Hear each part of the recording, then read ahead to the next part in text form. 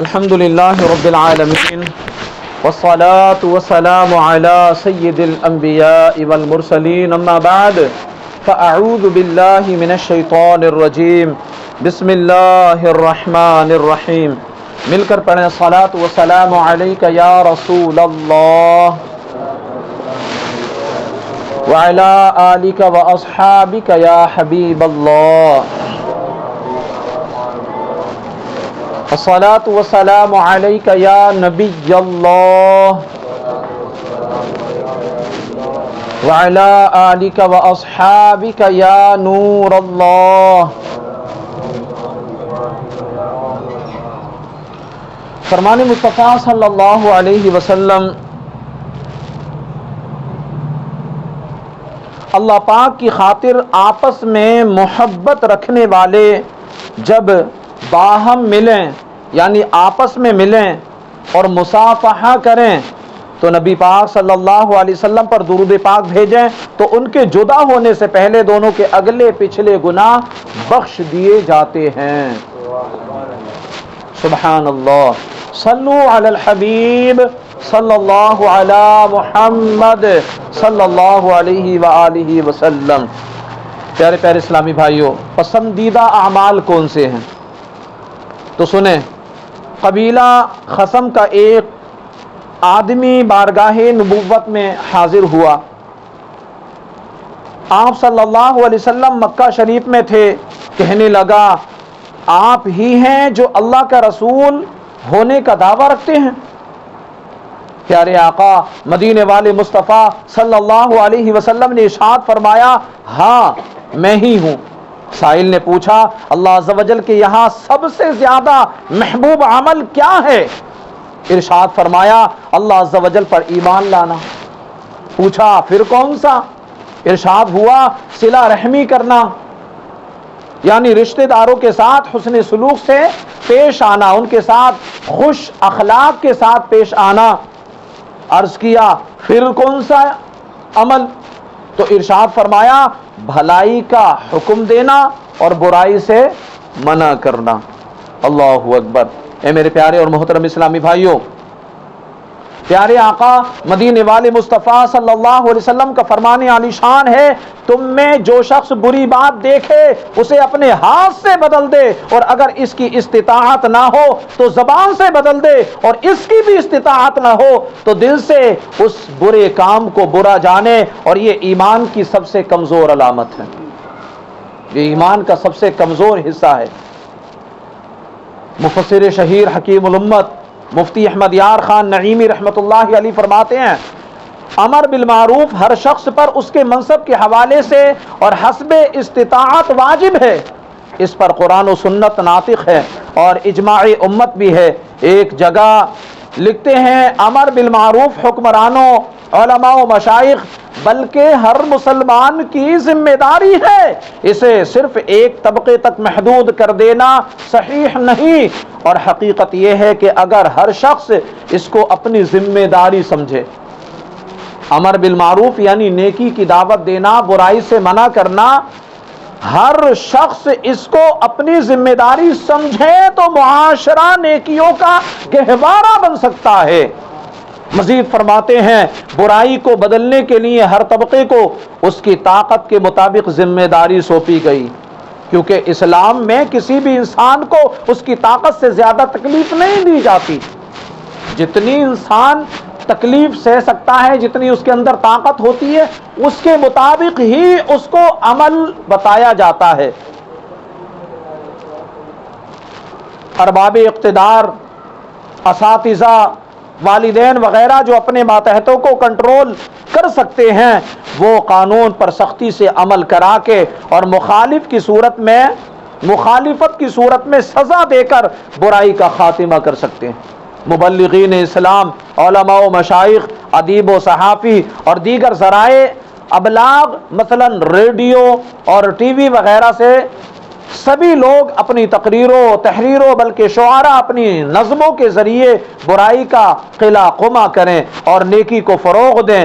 بلسانی ہی اور زبان سے نیکی کی دعوت پیش کرنے کے تحت یہ تمام صورتیں آتی ہیں. اور عام مسلمان جسے اقتدار کی کوئی صورت بھی حاصل نہیں اور نہ ہی وہ تحریر و تقریر کے ذریعے برائی کا خاتمہ کر سکتا ہے، وہ دل سے اس برائی کو برا سمجھے اگرچہ یہ ایمان کا کمزور ترین مرتبہ ہے، کیونکہ کوشش کر کے زبان سے روکنا چاہیے لیکن دل سے جب برا سمجھے گا تو یقیناً خود برائی کے قریب نہیں جائے گا۔ وہ جس چیز کو آدمی برا سمجھتا ہے اس کے قریب بھی نہیں بھٹکتا، تو جب برائی کو بندہ دل سے برا جانے گا تو اس کے قریب نہیں جائے گا۔ اس طرح معاشرے کے بے شمار افراد خود بخود راہ راست پر آ جائیں گے۔ اے میرے پیارے اور محترم اسلامی بھائیوں، نیکی کی دعوت عام کرنے کے لیے ہمارے دل میں کم از کم اتنی کڑن تو ہو جو بچے کو بیمار دیکھ کر یا گھر میں راشن نہ دیکھ کر ہوتی ہے، کہ جب بچہ بیمار ہوتا ہے والدین تڑپ جاتے ہیں، گھر میں راشن نہ ہو ٹینشن بڑھ جاتی ہے۔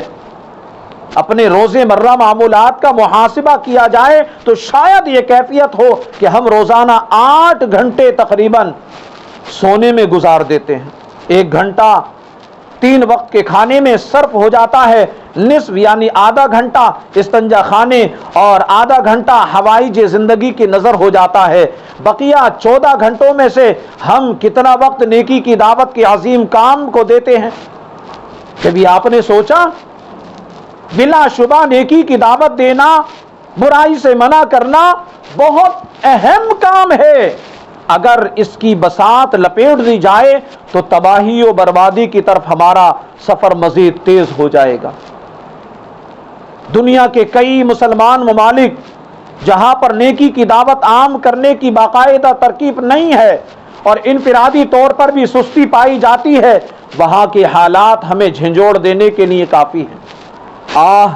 آج دنیا کا ہر مسلمان پوری ذمہ داری کے ساتھ کرنے کی کوشش کی جاتی ہے، اپنا جو دنیاوی کام ہے اس کو پوری ذمہ داری کے ساتھ ہر انسان کرنے کی کوشش کرتا ہے، مگر اس عظیم فریضے کو طاق نسیاں پر رکھ دیا جاتا ہے۔ خدارا اس کی اہمیت کو سمجھنے کی کوشش کیجیے۔ نیکی کی دعوت کی دھومیں مچانے کے لیے دعوت اسلامی کے مدنی ماحول سے وابستہ ہو جائیے۔ الحمدللہ دعوت اسلامی کے مدنی ماحول کی برکت سے لاکھ مسلمان تائب ہو کر توبہ کر کے صلاۃ و سنت کی راہ پر گامزن ہو چکے ہیں۔ جی ہاں، جب نیک ان کو ماحول ملتا ہے، نیک محافلوں میں شرکت کی سعادتیں ملتی ہیں، نیک لوگوں کے ساتھ ان کا اٹھنا بیٹھنا ہوتا ہے، تبدیلی ان کے اندر آنا شروع ہو جاتی ہے۔ میں آپ کو ایک واقعہ بتاؤں جو کہ ہمیں جھنجھوڑنے کے لیے کافی ہے۔ قصور پنجاب کے ایک اسلامی بھائی کے بیان کا لب لباب ہے کہ بہت سے نوجوانوں کی طرح میں بھی متعدد اخلاقی برائیوں میں مبتلا تھا۔ فلمیں ڈرامے دیکھنا، کھیل کود میں وقت برباد کرنا میرا محبوب مشغلہ تھا۔ ایک مرتبہ رمضان المبارک تشریف لایا تو مجھ گناہ گار کو بھی نمازوں کے لیے مسجد میں حاضری کی سعادت ملنے لگی۔ وہاں دعوت اسلامی کے ایک ذمہ دار اسلامی بھائی فیضان سنت سے درس دیتے تھے۔ درس کے بعد وہ بڑی ملنساری سے ملاقات کیا کرتے۔ ان کا حسن اخلاق دیکھ کر میں بہت متاثر ہوا، بالخصوص ان کا میٹھے میٹھے اسلامی بھائیوں کہنا کافی دیر تک میرے کانوں میں رس گھولتا رہتا۔ ایک دن وہ مجھے بڑے پرتپاک انداز میں ملے اور جمعرات کو ہونے والے دعوت اسلامی کے ہفتہ وار سنتوں بھرے اجتماع میں شرکت کی دعوت پیش کی۔ میں نے شرکت کی نیت کر لی۔ جمعرات آنے سے پہلے ہی مجھے دعوت اسلامی کے اشاعتی ادارے مکتبۃ المدینہ کی جاری کردہ بیان کا کیسٹ پل صراط کی دہشت کہیں سے میسر آ گیا۔ میں نے نہایت توجہ سے بیان سننا شروع کیا۔ پل صراط کا نام تو میں نے پہلے بھی سن رکھا تھا، وہ نوجوان کہتا ہے، مگر پل صراط عبور کرنے کا مرحلہ اتنا دہشت ناک ہے، اس کا پتہ مجھے یہ بیان سن کر پتہ چلا۔ جب میں نے اپنے گناہوں پھر ناتوا بدن کی طرف نظر کی تو میری آنکھوں سے آنسو آ گئے۔ میں پل صراط کو کیوں کر پار کر سکوں گا؟ میں نے اپنے رب عز و جل کی نافرمانیوں سے توبہ کر کے سدھرنے کا پختہ ارادہ کر لیا۔ الحمدللہ دعوت اسلامی کے ہفتہ وار سنتوں بھرے مدنی ماحول اجتماع اور دیگر سنتوں بھرے مدنی ماحول کی برکت سے سنت کے مطابق داڑھی شریف، امامہ شریف اور سفید لباس میرے بدن کا حصہ بن چکے تھے۔ اے میرے پیارے اور محترم اسلامی بھائیوں، یہ بات ذہن نشین رکھیں، جب کوئی گناہ کر رہا ہو اور ہمیں یہ حسن ظن ہو، یہ ظن غالب ہو کہ اگر منع کریں گے تو گناہ کرنے والا گناہ سے باز آ جائے گا، تو ہم پر یہ واجب و ضروری ہے کہ ہم اس کو سمجھائیں، اس کو گناہ کرنے سے روکیں۔ مثلا کسی اسلامی بھائی نے سونے یا کسی اور دھات کی زنجیر گلے میں پہن رکھی ہے اور ہمیں معلوم بھی ہے کہ یہ ناجائز کام ہے، اب اگر ہمارا خیال غالب ہے کہ ہماری بات یہ مان لے گا تو ہم پر واجب ہے کہ ہم اس کو احسن طریقے سے سمجھائیں، اس گناہ سے باز رہنے کی تلقین کریں۔ اگر ہم نہیں سمجھائیں گے تو واجب ترک ہوگا، اور واجب کا ترک کرنا گناہ کبیرہ ہے۔ اے میرے پیارے اور محترم اسلامی بھائیوں، دعوت اسلامی کے اشاعتی ادارے مکتبۃ المدینہ کی مطبوعہ 1234 صفحات پر مشتمل کتاب بہار شریعت، جلد 3 صفحہ نمبر 16، حصہ 16 صفحہ نمبر 615 پر فتویٰ عالمگیری کے حوالے سے مرقوم ہے۔ امر بالمعروف کی کئی صورتیں ہیں، اگر غالب گمان یہ ہے کہ ہم اس سے کہیں گے تو وہ شخص بات مان جائے گا اور بری بات سے باز آ جائے گا تو امر بالمعروف واجب ہے، یعنی نیکی کی دعوت دینا، برائی سے منع کرنا ہمارے اوپر واجب ہے۔ اب ہمیں اس سے رکنا نہیں چاہیے، نیکی کی دعوت دینے سے رکنا نہیں چاہیے، اور اگر گمان غالب یہ ہے کہ وہ طرح طرح کی تہمت باندھے گا، گالیاں دے گا تو ترک کرنا افضل ہے، یعنی اب نیکی کی دعوت اس کو نہ دینا افضل ہے۔ اگر معلوم ہو کہ ہمیں مارے گا اور ہم صبر نہ کر سکیں گے یا اس کی وجہ سے فتنہ فساد پیدا ہوگا، آپس میں لڑائی ٹھن جائے گی، جب بھی چھوڑنا افضل ہے۔ اور اگر معلوم ہو کہ مجھے مارے گا تو صبر کر لوں گا، تو جو ایسے شخص کو برے کام سے منع کرے تو یہ شخص مجاہد ہے، یہ شخص مجاہد ہے۔ اور اگر معلوم ہے کہ وہ مانے گا نہیں مگر نہ ہی مارے گا نہ گالیاں دے گا تو اسے اختیار ہے، اور افضل یہ ہے کہ امر بالمعروف کرے، یعنی نیکی کی دعوت دے، برائی سے منع کرے۔ بہرحال اگر ہم برائی کو روک نہیں سکتے تو کم از کم دل میں برا تو جانے اسے کہ یہ برائی ہے۔ اے میرے پیارے اور محترم اسلامی بھائیوں، ہمیں اپنا ذہن بنانا چاہیے کہ مجھے اپنی اور ساری دنیا کے لوگوں کی اصلاح کی کوشش کرنی ہے انشاءاللہ عز و جل۔ ابھی دعا کے بعد انشاءاللہ الکریم باہر جا کر علاقائی دورہ کیا جائے گا، مسلمانوں کو نیکی کی دعوت دی جائے گی۔ آپ بھی اپنے دل کے اندر اگر کڑن رکھتے ہیں کہ نہیں ہمیں اپنے معاشرے میں نکھار لانا ہے، نیکی کی دعوت کو عام کرنا ہے، گناہوں سے جو ہے لوگوں کو بچانا ہے، خود بھی بچنا ہے، تو آپ جو ہے ہمارا ساتھ دیں۔ انشاءاللہ بھی جائیں گے باہر نیکی کی دعوت دینے کے لیے، آپ بھی ہمارے ساتھ چلیں۔ اللہ پاک ہم سب کو نیکی کی دعوت دینے، برائی سے منع کرنے اور نیکیوں پر ہمیں استقامت کی توفیق عطا فرمائے، سنتوں کے مطابق زندگی گزارنے والا بنائے۔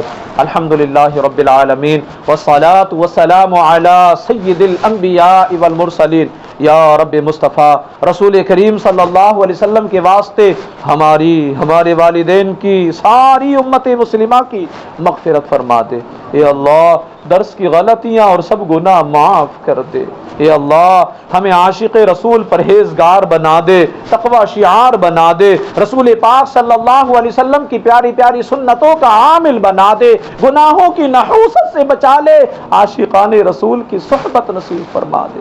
اے اللہ ہمیں ایمان کی حلاوت نصیب فرما، ایمان پر ثابت قدمی نصیب فرما دے۔ اے اللہ ہماری ان دعاؤں پر اپنے محبوب مکرم رسول اعظم صلی اللہ علیہ وآلہ وسلم کے صدقے طفیل رحمت کی نظر فرما دے۔